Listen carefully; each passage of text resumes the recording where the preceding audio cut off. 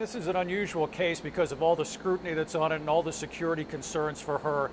Typically, an inmate here, when their time is up, they would just process out. They would sign a few papers. They would get their belongings back.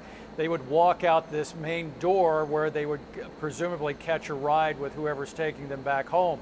In this case, Casey Anthony will be processed out, but we're not sure. They're not saying exactly where she will be departing the prison area. There are quite a number of buildings and entryways and exitways out of the facility that you see behind me. It is a sprawling complex. But they have done something extraordinary here. They've allowed 3 journalists to be embedded, so to speak, at the jail tonight. They will go in tonight. They will be there to observe Casey Anthony's departure. Whenever that happens, there will be a video photographer, a still photographer, and a reporter from the Associated Press. They will all be there to observe and record her departure, but they're not allowed to tell anyone what's going on or when this is happening until it's over.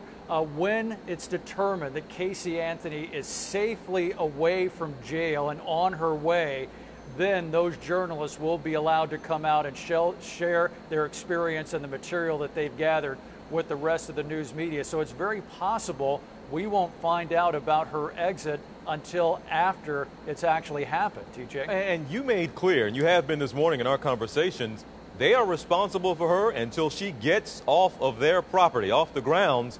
But she has been getting threats. Do we have any idea what her plans are for when she gets out of jail, where she will go, and also what about protection for her?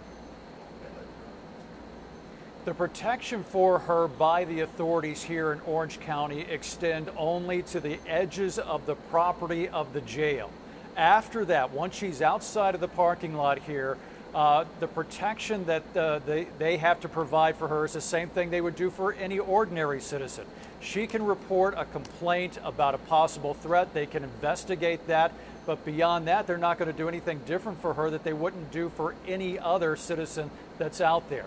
So what we're looking at now, there have been threats against her. We don't know how many. Yesterday, one of her civil attorneys was in court, and he revealed that he had received 7 threats, 7 against Casey Anthony that day alone. So there's probably going to have to be some long-term security measures for her. They've been very quiet about where she's going to go. When she leaves here, she's departing for parts unknown. And that is for a very important reason. She needs to stay out of the public eye to handle all these other legal cases that are coming up against her and to find some way to get her life back on track. You talked about legal cases there. I'll ask you about one. We know about the nanny. I guess many people might be familiar with that one. The nanny, she said, took her daughter. The woman who has that name is actually saying she has a defamation suit against her. But there's also now an inmate in South Carolina who actually wants her served before she leaves jail tomorrow. Explain this.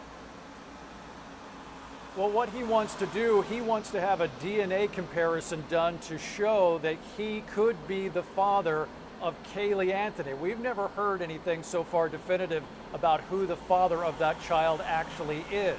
But he wants a DNA test done. If it proves that he is the father of Caylee Anthony, then he plans to file a wrongful death suit against Casey Anthony for her death.